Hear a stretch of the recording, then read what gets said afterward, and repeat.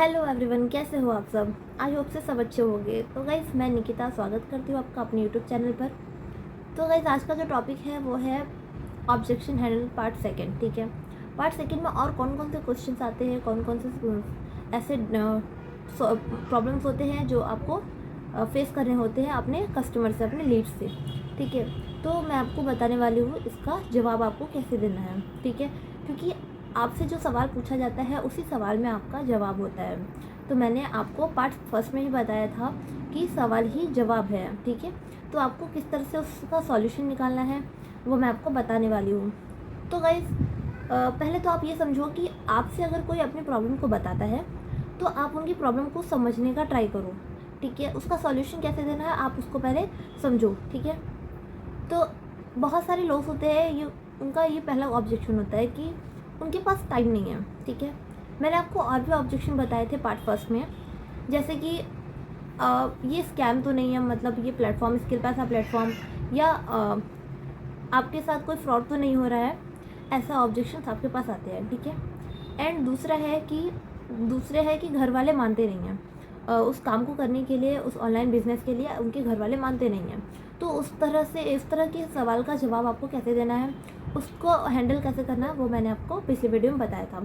अभी मैं बताने वाली हूँ आपको कि अगर आपसे कोई बोलता है कि आप उनके पास टाइम नहीं है, लीड्स होते हैं, अगर उनके पास टाइम नहीं है तो आपको क्या सॉल्यूशन देना होगा।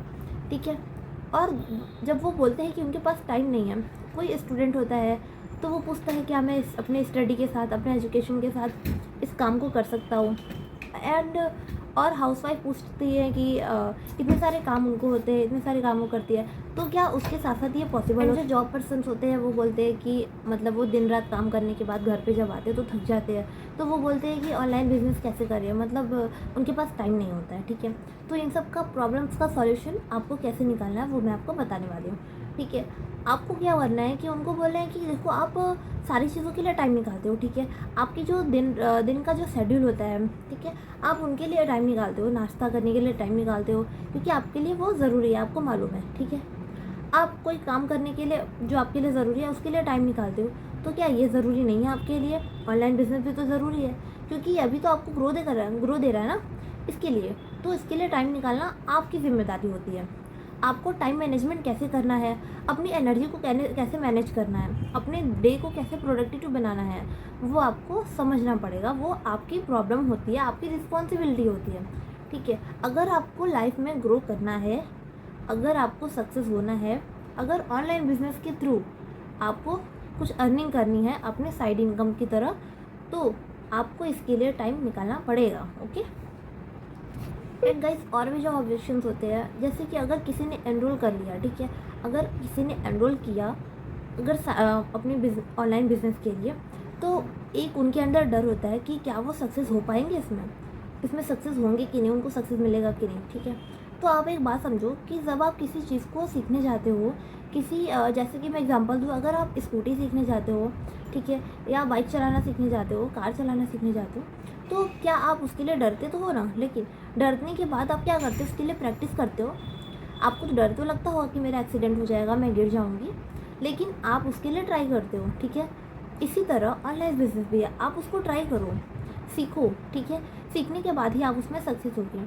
या आप चलाना नहीं सीखते, स्कूटी चलाना सीख जाते हो ना ट्राई करने के बाद, इसी तरह ऑनलाइन बिजनेस है।